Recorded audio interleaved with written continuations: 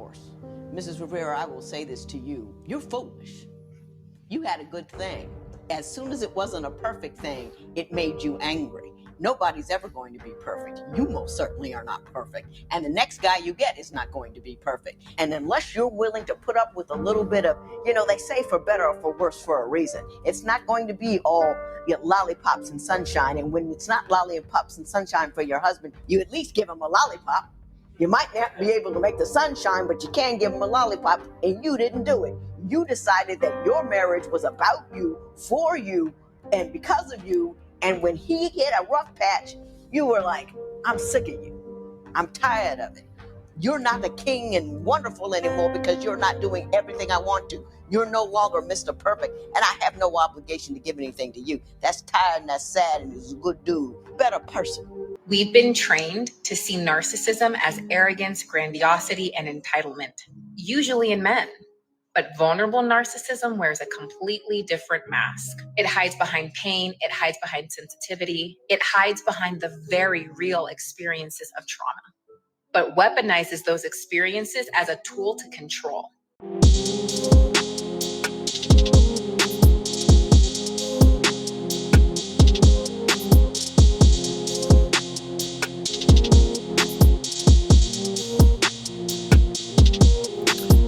What's going on, YouTube? Is your boy Rome back with another video. If you're new to the platform, welcome to the tribe. By the end of this video, hope you subscribe.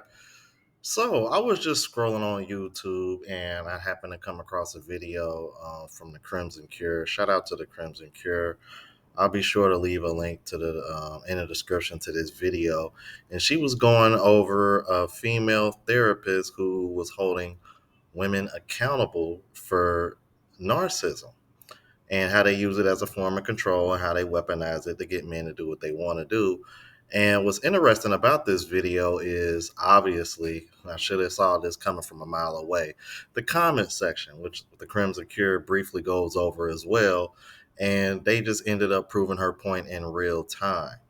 Now, I'd imagine guys who watch me, because I know some of y'all that watch me watch the Crimson Cure as well. I've been watching her for a long time, probably all the way back when she had 10 or 20,000 subscribers. Now she's well over 100K. We shouldn't be surprised by this because I've covered numerous female therapists who, whenever holding women accountable, they always seem to get a bunch of women in the comments that are like very, very disagreeable just for the sake of being disagreeable, or they just end up deflecting everything back on men. So this is a new one because I know I've covered a few in the past, but this was a fresh one for me, so I wanted to cover it. Without further ado, let's go ahead and get into it. Hey there, my Crimsonites, and welcome to the Crimson Cure channel. I'm your hostess, femininity coach, and author of the Crimson Cure, and this is my perspective. So I wanted to show you this video here. This is a licensed therapist, and they mad at her in these comments because of what she talks about in terms of what she's seeing in these therapist offices when these women come in here. And they literally got mad at her in these comments. Might piss some people off, but it has to be said. Not every tier means someone's a victim, and not every man is automatically the abuser. Let's talk about vulnerable narcissism in women, the face of narcissism nobody wants to address. We've been trained to see narcissism as arrogance, grandiosity, and entitlement, usually in men. But vulnerable narcissism wears a completely different mask. It hides behind pain, it hides behind sensitivity, it hides behind the very real experiences of trauma, but weaponizes those experiences as a tool to control. Here's how it plays out. A woman gets dysregulated and demands that her entire family reorganize around her emotions. She'll control partners with phrases such as, "You need to change if you want me to feel safe." She manipulates co-parenting dynamics. This is where I see it a lot, mandated co-parenting dynamics, by turning the children against their father because she feels threatened, abandoned, and wounded. And when I heard this, the first thing that popped in my head immediately was the DDG and the Holly situation. Because I think one of the reasons why women do this and try to keep you separated or try to make it hard for you to be in your children's lives, any man that's dealing with that, is because that's a way to manipulate the children to be against you. I don't know if y'all remember this, but there was a brother that was talking to Mr. Let Go. And he was talking about how he was so frustrated with his father because he was under the impression from his mother that the dad didn't want to be in his life, when in reality, no, the mother just manipulated the situation to look that way so that way she can have full control, when in reality, it was the mother that didn't want that man to be in that child's life. So this is one of the reasons why I speak up on that shit, because even though it may not happen as often as we like to think it is definitely a thing. It happens way more often than women try to act like it don't. And that's my problem with that. Because women seem to have this idea that 9 times out of 10 it's always the man abandoning these women, when I would actually make the case that more often than not it's really the women that are trying to control the situation and don't want that man to be in that child's life. And I've seen it in person in real life as well. I don't just have to use the DDG Holly situation as an example. And I've mentioned this several times before. Let's keep it moving. Here's the part that stings. Yes, her pain is real, but that does not make her behavior healthy. Emotional dysregulation does not justify emotional control. Your trauma is not your partner's debt to pay. In fact, research shows that this is not just anecdotal.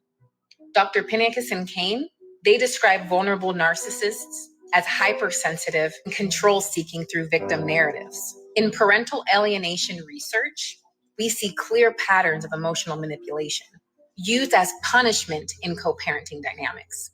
But what's really interesting in all of this, nobody wants to consider this abuse when it's wrapped up in female fragility. The Me Too movement exposed real abuse, but it also gave some women a shield to hide behind and to avoid accountability.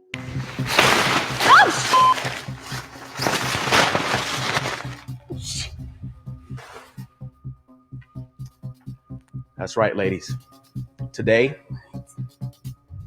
you will be taking accountability. It's over with. Hell no. Okay, all right. That's why I draw the line. Y'all doing way too much. Okay, you crazy? Who's taking action? If you cry enough, society will believe that you are the victim. But if a man did these same controlling behaviors, monitoring where you go, who you talk to, demanding constant reassurance, we'd call it emotional abuse. Control is control, no matter who is doing it. And sometimes covert female narcissism hides in plain sight because we confuse tears with truth. This is not about blaming women. Don't get your knickers in a twist, loves. This is about owning that dysfunction wears many faces. True healing requires that we are willing to call out unhealthy patterns. It's very easy for us to all do it externally until it's time to do it on ourselves, even when it's uncomfortable. Don't believe me? I'll link the research down below, because knowledge is power and ignorance is a choice. That therapist is 100% correct. Because I remember, when, I guess you can call it, self-improvement journey, one of the things that I had to learn about myself is not blaming other people for things that I control, and only worrying about the things that I can control, and stop putting everything on everybody else for why things don't go my way. That's one of the biggest things. That's like one of the biggest hurdles that I had to get over, man. So when she says when she says that, she is 1000% correct. I know exactly what she was saying. Now let's go ahead and let Crimson Cure cook. Let her cook. And I did not detect one lie. There was not a single lie that this woman told. That is the way it is, and we can see it.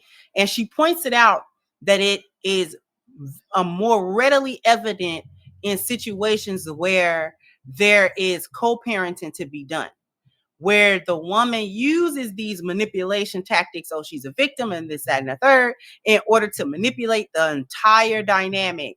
The man has to do all of this proving. She turns the kids against the father. All of these things, she's got to set it up. And the reason that they've been able to get away with it so long and why it's so difficult to squash is something that she actually said in the video. She said that there are instances where the trauma is actual, like the events happened. There's actual like pain behind something, or you know what I mean? There's actual like the emotion itself is real, triggered by an actual event or set of events. The problem comes in is when those real feelings or valid feelings are used to validate crazy behavior behind it. Now I'm going to weaponize it. Now I'm going to make you the problem. Now I'm going to make a whole problem for everybody because I feel a certain type of way. And even if the initial thing was a legit thing, now I'm going to make it so crazy for everybody that it ends up not mattering what caused it all, because you made such a mountain out of a molehill, or you didn't even go down the route of actually trying to resolve an issue that may have came up. You took it all the way left. Like you took this whole thing all the way to the hilt. And now the people around you have to deal with the fallout of those actions. We're not even dealing with the initial thing no more. Now we dealing with all of the foolishness that you're in wrapping everybody else up in. So just because you sitting here crying, that doesn't necessarily mean that you were correct in the situation, because all of us have seen plenty of instances, whether it was online or whether in real life, of women who weaponize tears. You know what I'm saying? And we're not even saying that crying is inherently manipulation. That's not an inherent weapon. Because like I told you, I'm a crybaby. If something go down, I'm probably gonna start crying. But the crying is not meant to make you move no type of different way. I just feel it, and it is what it is. It's about to come out in tears. I'm still gonna be listening. I'm still gonna work towards the problem, but I'm gonna work towards the solution to the problem. But I'm gonna cry while we doing it. But so many women actually weaponize the tears, whether they weaponize it in front of the men to get the men to do something, or they are trying to convince somebody else that somebody did something to them, or what have you. And it's not even just crying. Sometimes it's a lot of times it's getting upset, getting loud, getting upset, getting flustered. Now that's the cover. I've dealt with that a lot in my life. Seeing women, and then they super frustrated. Anytime you call them to the carpet, anytime you make a good point, anytime you know what I'm saying, call them towards accountability, now this is where the argument got to start. This is where the yelling got to start. Now, oh my God, I can't believe you saying it. You know what I'm saying? And moving the goalposts and all of that, because there was accountability on the table. Ain't nobody got time for that. Ain't nobody got time for that. I'm sorry, bro. That's like lobbing me a softball. I'm gonna swing for the fence, because when she said ain't nobody got time for that, I was like, oh yeah, I'm definitely nah. But on a serious note, though, she is 100% correct, and I'm gonna keep it a buck with you fellas, man. This can apply to men too. It really can, because I remember a couple situations where it's like I can sit over here and make a valid point, and it's kind of like because that point is so valid, it actually requires you to take accountability as well. It's kind of like, oh nah, let's just focus on you and how I feel, how you made me feel about the situation. And I'm just kind of like, nah, you just trying to manipulate the situation because you don't want to take any accountability on your end, and you think you're 100% right when that's really not the case. But women typically do use this as a form of control on men.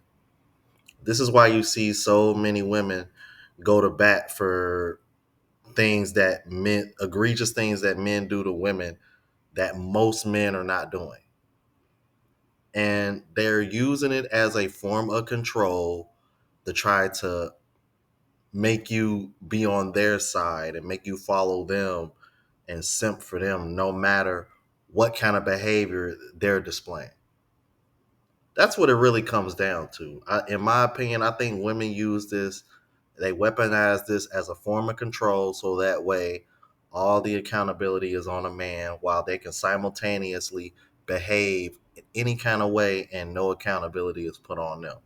Because when men started waking up and seeing this shit, i.e., Manosphere RP content, this is why women feel such a way about this type of content, because it's taking away the control from women, because now you actually can see how, when, what, where, and why they are doing this.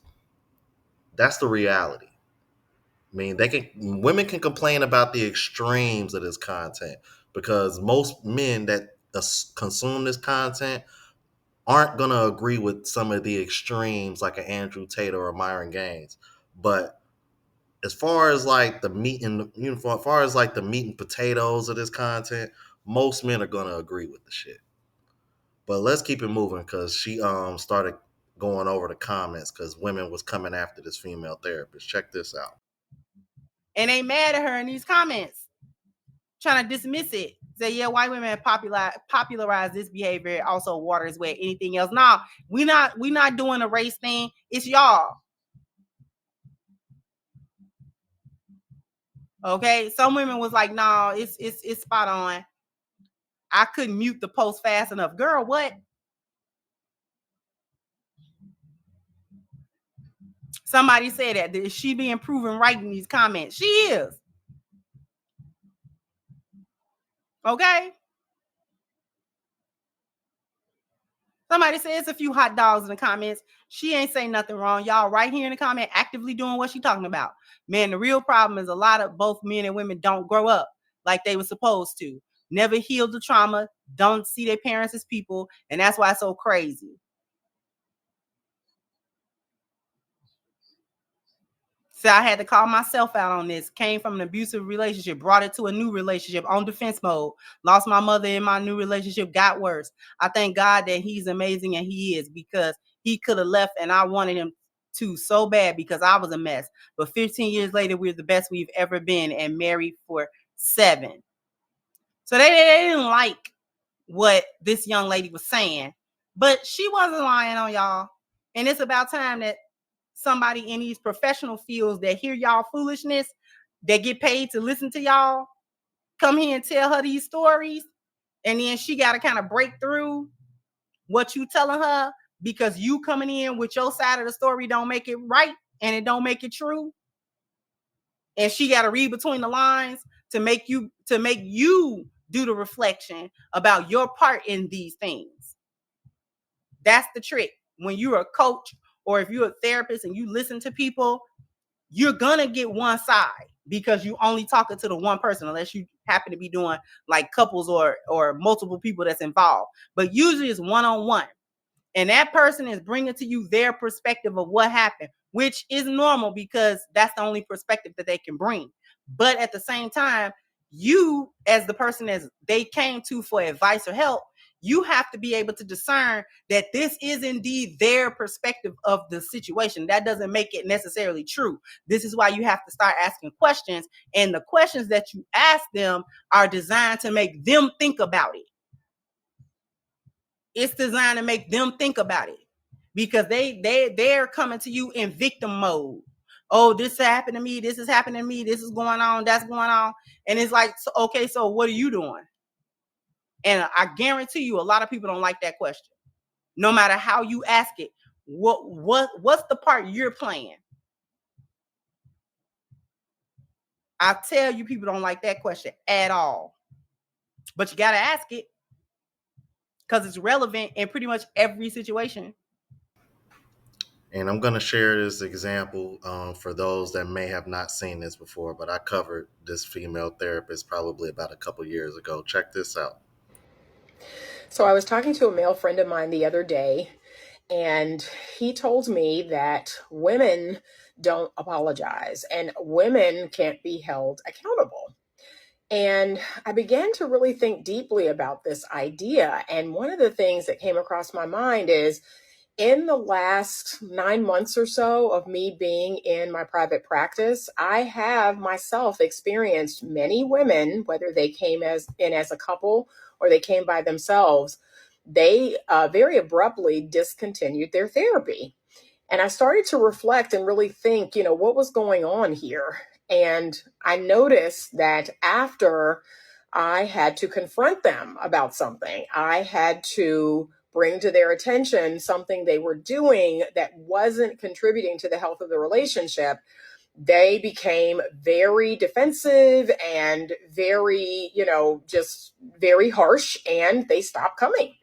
And even though the husband would continue to come, he made it very clear that, yeah, she won't apologize. She thinks you're wrong. She thinks you're taking my side. And I began to really reflect like, oh my gosh, is it true that women don't apologize? Is it that women struggle with being held accountable? I'd love your thoughts on this. Me personally, I think it has to do with a person's level of emotional maturity. What do you think? Interesting choice of words, emotional maturity. In my opinion, I kind of see emotional maturity and emotional intelligence, as you hear women say all over the internet, in my opinion, are very similar.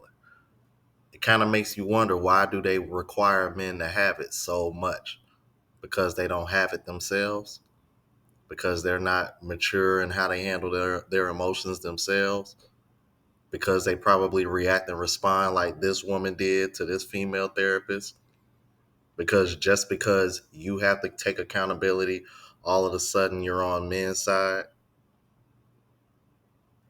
You can apply this to women who call other women pick me just because they advocate for men, when in reality they actually trying to help women understand men. But I don't know. I could be wrong. Y'all let me know what you thought about this.